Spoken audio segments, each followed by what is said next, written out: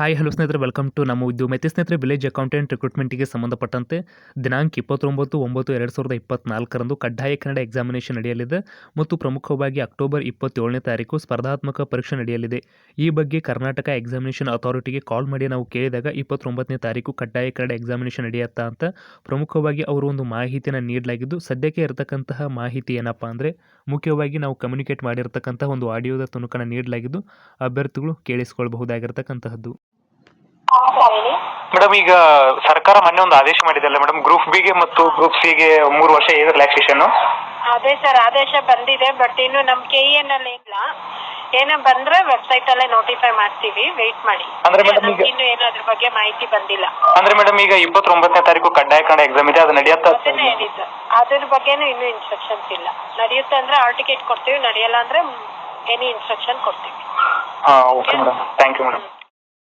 ಸ್ನೇಹಿತರೆ, ಮುಖ್ಯವಾಗಿ ನೋಡೋದ್ರಲ್ಲ 29ನೇ ತಾರೀಕು ಏನು ವಿಲೇಜ್ ಅಕೌಂಟೆಂಟ್ ರಿಕ್ರೂಟ್ಮೆಂಟ್ಗೆ ಸಂಬಂಧಪಟ್ಟಂತೆ ಕಡ್ಡಾಯ ಕನ್ನಡ ಎಕ್ಸಾಮಿನೇಷನ್ ಇದೆ, ಅದು ನಡೆಯುತ್ತಾ ಅಥವಾ ಇಲ್ವಾ ಎಂಬುದು ಸ್ವತಃ KEಗೆ ಇನ್ನೂ ಕೂಡ ಕ್ಲಾರಿಟಿ ಇಲ್ಲ. ಈ ಬಗ್ಗೆ ಸರ್ಕಾರದಿಂದ ಇದುವರೆಗೂ ಯಾವುದೇ ರೀತಿಯಾಗಿರ್ತಕ್ಕಂಥ ಆದೇಶ KEಗೆ ಬಂದಿಲ್ಲ ಅಂತೆ. ಸೊ ಏನಾದರೂ ಸರ್ಕಾರದಿಂದ ಆದೇಶ ಬಂದರೆ ಅದನ್ನು ಪತ್ರಿಕಾ ಪ್ರಕಟಣೆಯ ಮೂಲಕವಾಗಿ ನೋಟಿಫೈ ಮಾಡ್ತೀವಿ ಎಂಬುದನ್ನು ತಿಳಿಸಲಾಗಿರ್ತಕ್ಕಂತಹದ್ದು.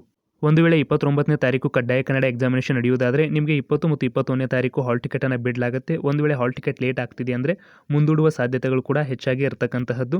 ಆ್ಯಸ್ ಪರ್ ದ KE ಸದ್ಯಕ್ಕೆ ಇರತಕ್ಕಂಥ ಅಪ್ಡೇಟ್ನ ಪ್ರಕಾರವಾಗಿ ಎಕ್ಸಾಮ್ಸನ್ನು ನಡೆಸುವ ಸಾಧ್ಯತೆಗಳು ಕೂಡ ಇರತಕ್ಕಂತಹದ್ದು.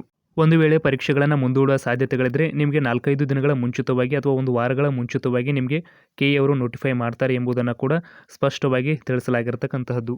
ಆದ್ದರಿಂದ ಸ್ನೇಹಿತರೆ, ವಿವಿಧ ಇಲಾಖೆಗಳಲ್ಲಿನ ವಿವಿಧ ಸ್ಪರ್ಧಾತ್ಮಕ ಪರೀಕ್ಷೆಗಳು ಆವಾಗ ಮುಂದೂಡಲಾಗುತ್ತೆ ಮತ್ತು ಇವಾಗ ಮುಂದೂಡಲಾಗುತ್ತೆ ಎಂಬುದು ಎಲ್ಲವೂ ಕೂಡ ಒಂದು ಸ್ಪೆಕ್ಯುಲೇಷನ್ಸ್ ಆಗಿರ್ತಕ್ಕಂಥದ್ದು. ಆದ್ದರಿಂದ ಅಭ್ಯರ್ಥಿಗಳು ಯಾವುದೇ ರೀತಿಯಾಗಿರ್ತಕ್ಕಂತಹ ಸ್ಪೆಕ್ಯುಲೇಷನ್ಗೆ ಒಳಗಾಗದೆ ಇಲಾಖೆಯಿಂದ ಬರ್ತಕ್ಕಂತಹ ಅಧಿಕೃತ ಪ್ರಕಟಣೆಗೆ ಕಾಯಿರಿ. ಈ ಬಗ್ಗೆ ಅವರು ಯಾವುದೇ ಪ್ರಕಟಣೆಯನ್ನು ಕೊಡೋದಿದ್ರೂ ಕೂಡ ಸಡನ್ ಆಗಿ ನೀಡೋದಿಲ್ಲ, 4-5 ದಿನಗಳ ಮುಂಚಿತವಾಗಿ ನೀಡಲಾಗುತ್ತೆ.